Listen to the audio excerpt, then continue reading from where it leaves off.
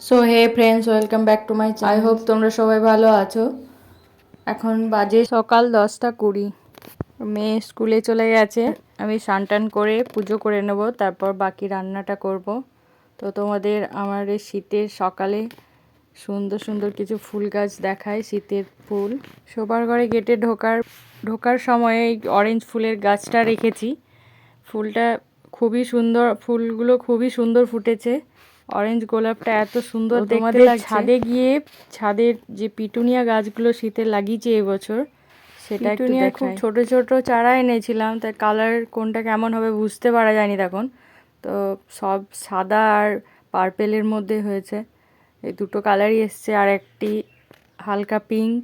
আগে পরে লাগানোর জন্য এখনও কিছু গাছে ফুল আসেনি। খুবই সুন্দর লাগছে, পুরো ছাদ সেজে উঠেছে পিটুনিয়া ফুলেই। তবে এই পিটুনিয়া গাছে প্রচুর পরিমাণে ফুল হয়। শীতের দিনে কিছু পিটুনিয়া লাগালে ঘর পুরো ফুলে ভরে ওঠে। এই পিটুনিয়া গাছ খুব একটা বেশি জল লাগে না, মাটি শুকালে তারপরেই জল লাগে। জল দিতে হয়, বেশি জল দিলে আবার পচে যায়। তো এটার খুব একটা যত্নও লাগে না, প্রচুর পরিমাণে ফুল দেয়। গত বছরে তো শীত কমে যায়, গরম পড়ে যায়, তাও আমার পিটুনিয়া গাছ ছিল, ফুল দিচ্ছিল খুব সুন্দর সুন্দর। গত বছর এই কালারগুলো ছিল না পিটুনিয়ার।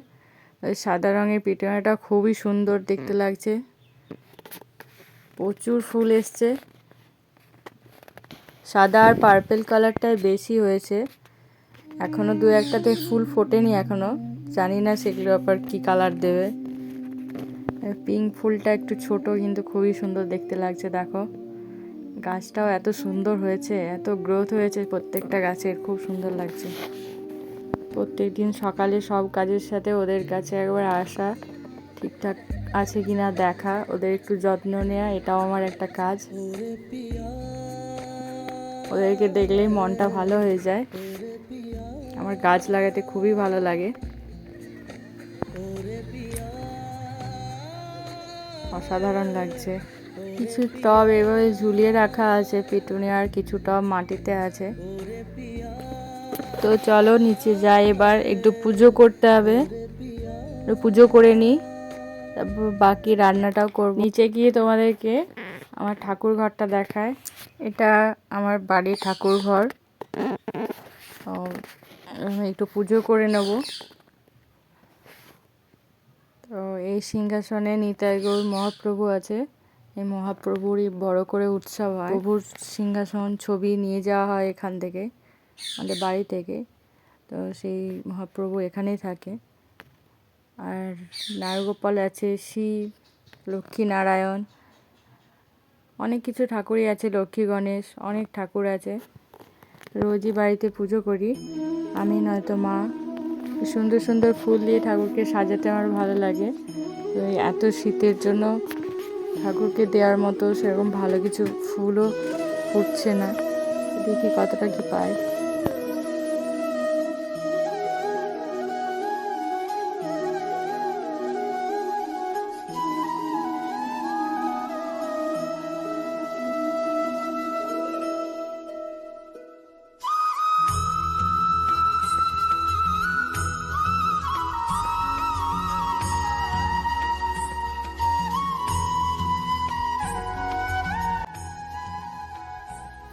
তো আমার ফুল তোলা হয়ে গেছে, এবার পুজোটা করে নিই, তারপর তোমাদের সাথে দেখা হচ্ছে। সুন্দর করে ফুল দিয়ে সাজিয়ে ঠাকুরের পুজো করেছি, আর ঠাকুরকে কেমন লাগছে দেখো তোমরা।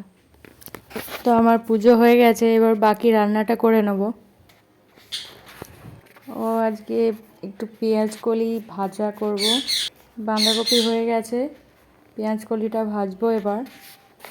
পেঁয়াজ কলি এইভাবে কালো জিরে দিয়ে একটু ভাজা করি, আর তো কিছু জানি না অন্য কিছু। পেঁয়াজ কলি আনলে ভাজাটা হতে হতে মাছগুলো ফ্রিজ থেকে বের করে একটু ধুয়ে নিই ভালো করে।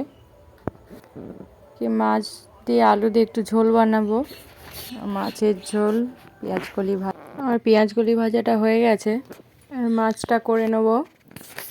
সো ফ্রেন্ডস, আমার রান্না হয়ে গেছে।